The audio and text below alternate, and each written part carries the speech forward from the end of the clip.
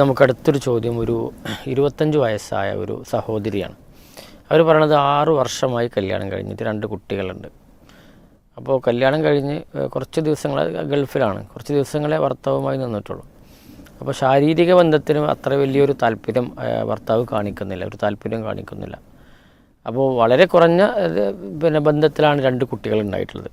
അപ്പോൾ ഇവർ ഇദ്ദേഹവുമായി സംസാരിക്കും, പക്ഷെ ഇദ്ദേഹത്തിന് അത്ര താല്പര്യം ഉണ്ടാവില്ല.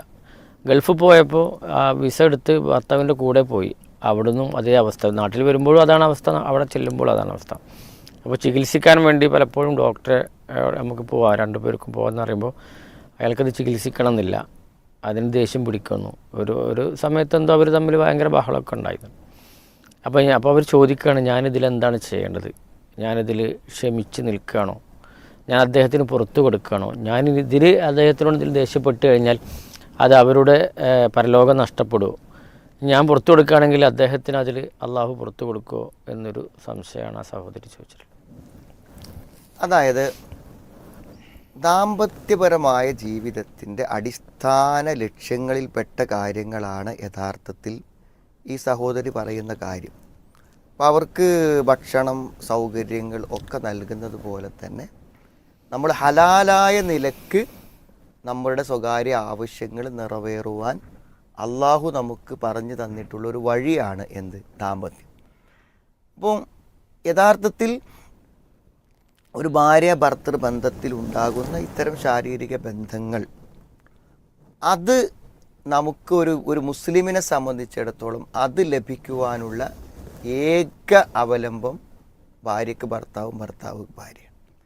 എന്നാൽ ഇതൊഴിച്ച് നിർത്തി നമ്മുടെ ഭാര്യ ഭർത്തൃ നമുക്ക് എന്തൊക്കെ ആവശ്യങ്ങളുണ്ടോ അതിനൊക്കെ നമുക്ക് വഴി തേടാൻ പറ്റും. ബാക്കിക്ക് എന്തിനും നമുക്ക് ഭക്ഷണമാണെങ്കിലും എന്താണെങ്കിലും നമുക്കതിന് വേറെ വഴികളുണ്ട്. ഇപ്പോൾ ഒരു ഭർത്താവ് തരാത്ത എല്ലാം ഒരു പക്ഷേ പിതാവ് കൊടുത്തു എന്ന് വരാം, അല്ലേ? ഇപ്പോൾ നമ്മൾ കുട്ടീനെ കെട്ടിച്ചു, കല്യാണം കഴിച്ചു കൊടുത്തു, അവൻ നോക്കണില്ല. അപ്പോൾ അവളെ നമ്മൾ നോക്കും, അവൾക്ക് വസ്ത്രം കൊടുക്കും, അവളെ മക്കളെ നോക്കും, അവളെ രോഗത്തിന് ചികിത്സിക്കും, അവളെ നമ്മൾ പഠിപ്പിക്കും, ജോലി വാങ്ങിക്കൊടുക്കും. ഇതൊക്കെ ഭർത്താവ് ചെയ്യേണ്ടതാണ്, ഒക്കെ നമുക്ക് ചെയ്യാൻ പറ്റും. പക്ഷേ ഭർത്താവിൽ നിന്ന് ഭാര്യക്കും കിട്ടുന്ന കാര്യം ഇവിടുന്ന് കിട്ടൂല. അതുകൊണ്ട് ഈ അവകാശം അവൾക്ക് കിട്ടിയേ പറ്റൂ. അപ്പോൾ അത് കിട്ടുന്നില്ല എന്നുണ്ടെങ്കിൽ അവരെ സംബന്ധിച്ചിടത്തോളം എന്താണ്, ഈ ഭർത്താവിനെ വേണ്ടെന്ന് വെക്കാൻ വരെ അവർക്ക് അവകാശമുണ്ട്.